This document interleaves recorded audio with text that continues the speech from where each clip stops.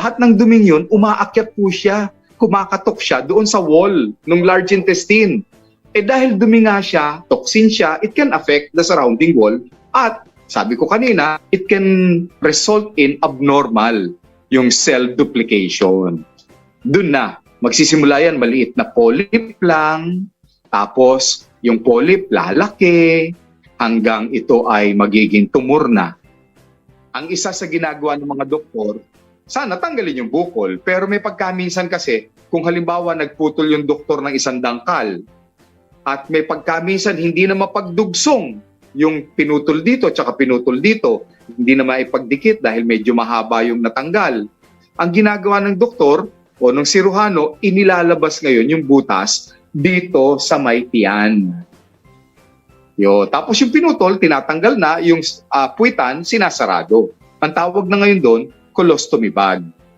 So sa colostomy bag, doon na mapupunta yung pupo ninyo, yung dumi po ninyo, na yung mga doktor, kamukha ko, minomonitor ko. Ano na ba ang kulay niya, kung ito ba ay may kasamang pagkirot kapag dumudumi ka, yan. Tapos minsan, pinapa-analyze pa rin namin sa laboratorio, yung lumalabas po sa inyo.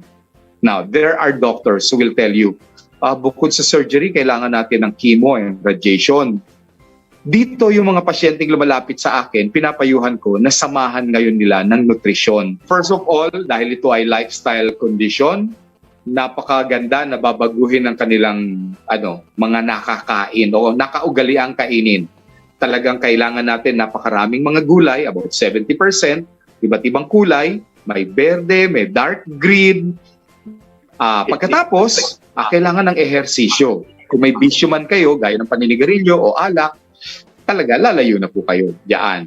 Oo. Doc, announce natin yung mga branches po ng clinic ninyo kung saan nila kayo pwedeng mahanap at mapuntahan sakaling may ganito silang medical condition, Doc.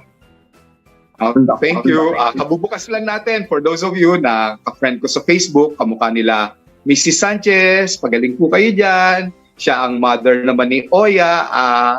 Hello there. Hanapin nyo lang po yung pangalan ko, Edwin Abian. Makikita nyo po roon, meron tayong binuksan na bagong klinika sa Sukat, Parañaque. Yung original na klinika natin, nandiyan naman po sa EDSA, Quezon City, Cubao. And of course, meron din po tayo dito lang sa may Marcos Highway, bago po makarating ng Antipolo. Yan. So, i-text nyo lang ako o hanapin nyo po ako and I'll gladly answer your question.